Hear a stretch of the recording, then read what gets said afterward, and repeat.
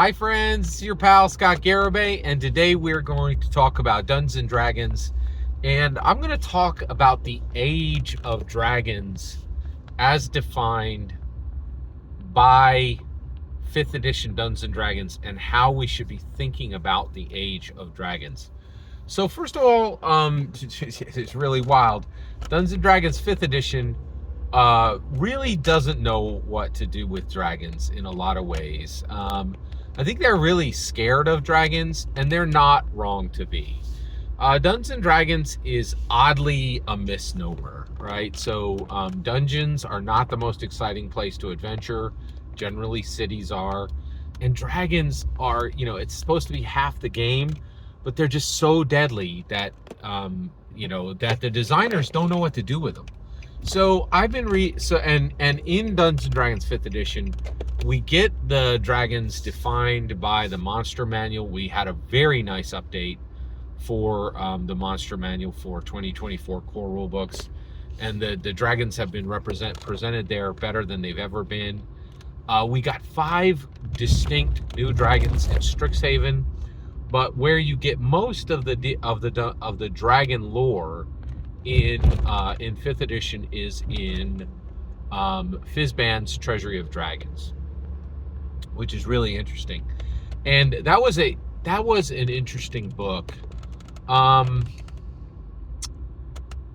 book had some issues. One, I think they should have reprinted all of the dragons in that book from the monster manual. I know they didn't want to do that, but it's so weird. The book, you're just like, well, you don't really list all the dragons.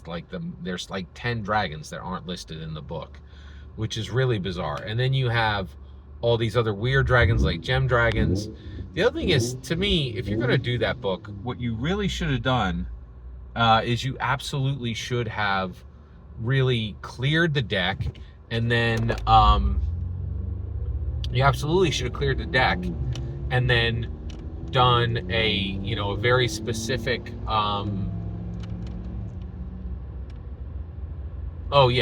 so you absolutely should have just cleared the deck overall and then done a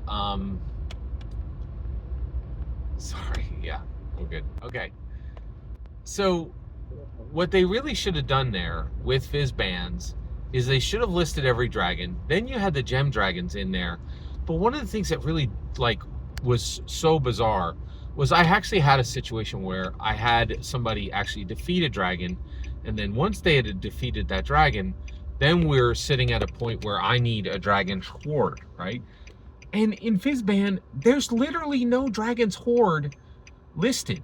Just list, it's a bunch of work to list a dragon's horde. That should absolutely be in the book, and it was really frustrating that and then I ended up having to go and kind of get it off the internet and then adjust it to my campaign. It was a mess. I was really not happy that the current 5th edition book really doesn't tell you what's in a dragon's horde, and it should have done that for each specific dragon, right? So Fizban, now the one thing I did think it did was it did do a good job of going to really in depth about layers, but overall there was some real issues. All right, let me get to the main point of this video. Thanks for your patience. All right, so at this point, what are you going to do with ages, right? And this is being prompted from Dragon Delves. I've been reading the adventures in Dragon's Delve, and one of the things is the early adventures all dealt with Wyrmlings, and then they moved to young dragons, right? And you're like, well, what is the ramifications of this? If player characters kill a Wyrmling, that's killing a baby dragon. That can't be right? You're like, that's not how this works, right? I don't care what level they are. Nobody should be killing a baby of anything, right? This isn't Planned Parenthood. It's not good, right? So I really felt that we needed to clarify ages on dragons. So I'm going to do that right now. There are 4 types of dragons talked about in the monster manual: Wyrmlings, young, adult, and ancient. Okay, and we literally get different stat blocks for each one of these, right? Which is good. We absolutely should, so that we can scale these up and down, right? But I want to know, from human terms, what are the ages, right? So let's define it. All right, wormlings are 15-year-old human beings. Okay, so a wormling, you should think of them as 15 years old. Okay, and then each category goes up, right? Goes up, all right, by 15 years. All right, wormlings, consider them 15-year-olds. At this point, they're like, teenagers, right?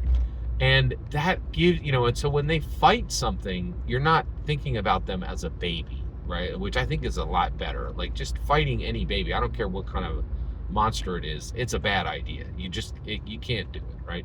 So I think this needs to be clarified. We should be thinking about wormlings as 15-year-olds.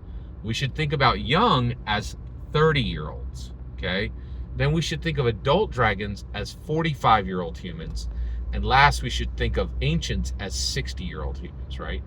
And one of the things is that you should think about is, like, think about fighting humans, right? Like, what would it be like to fight a 15-year-old? What would it be like to fight a 30-year-old? What would it be like to fight a 45-year-old? What would it be like to fight a 60-year-old, right? Now, here's the kicker. This is across all three, right? You would have to battle them physically. You would have to battle them mentally, and you would have to battle them spiritually, right? Like the entire range, because these are magical creatures, right? You have to deal with their magic, you have to deal with their body, all that kind of thing, right? And so, like the idea of fighting a 60-year-old human, that seems silly, right? But what if they can bring all their wealth into play? What if they can bring all their contacts into play? What if they can bring all their allies into play, right? Then it becomes, you're like, oh, yeah, this could be somebody who's had a very significant life. What if they're like, they spent, 40 years riding with the pagans, right? That means they're going to be able to bring 50 friends, right? Like, so that, it gets very interesting. And so I really felt like we need to just take a minute and talk about ages of dragons. And I think the best way to think of the 4 ages of dragon, wormling, young, adult, and ancient, is by human years. 15-year-old for wormling, 30-year-old for young, 45-year-old for adult dragon, and 60-year-old human for ancient. I think once you set those into place, it helps you to think about these much better. And without it in place, it gets into some weirdness, right? Just some weird, like, I just really did not like the idea of fighting a baby dragon. And there was a bunch of it. There's like just a whole bunch of wormlings up in the middle of Dragondale. So I thought that really needed to be clarified. I will now, send this back to you. Do you think that these numbers are right? And if you don't, what ages do you think should be applied when we think about wormling, young, adult, and ancient dragons? I'd love to hear your thoughts. Let me know in the comments below. Every single word you just heard in this video is my humble opinion. Nothing more, nothing less. The important part is when I get to hear your humble opinion. When you get in the comments and send your traffic. Please consider liking and subscribing, and have a fetch millennium.